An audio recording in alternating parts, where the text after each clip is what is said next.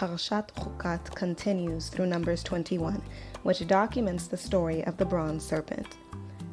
After much complaining and rebellion, Yahweh smites the Israelites with a venomous snake.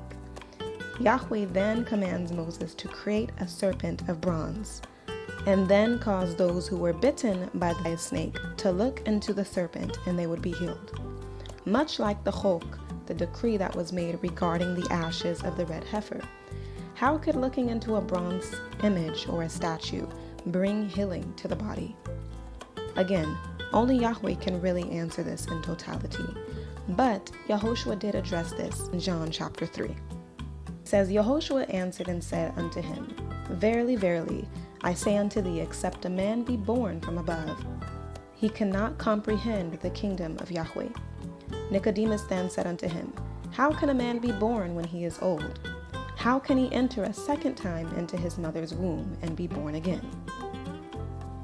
Yehoshua answered and said, Verily, verily, I say unto thee, except a man be born of water and of the Spirit, he cannot enter into the kingdom of Yahweh.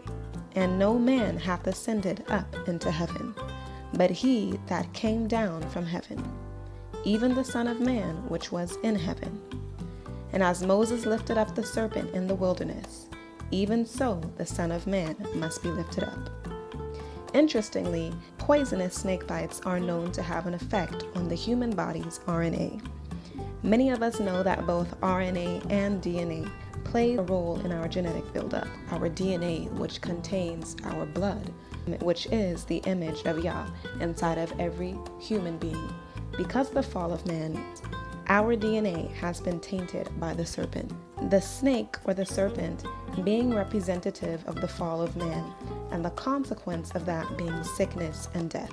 And our actions have proven to have a direct effect on our DNA. We can choose to think and operate in the ways of the flesh or in the fruits of the Spirit, which is supposed to change our DNA or perfect it into the image of Yahweh, Yehoshua. A form of faith was required for healing to occur from the snake bites. This faith only went so far because the healing was temporary. They all died, and many of them went back to their old rebellious ways.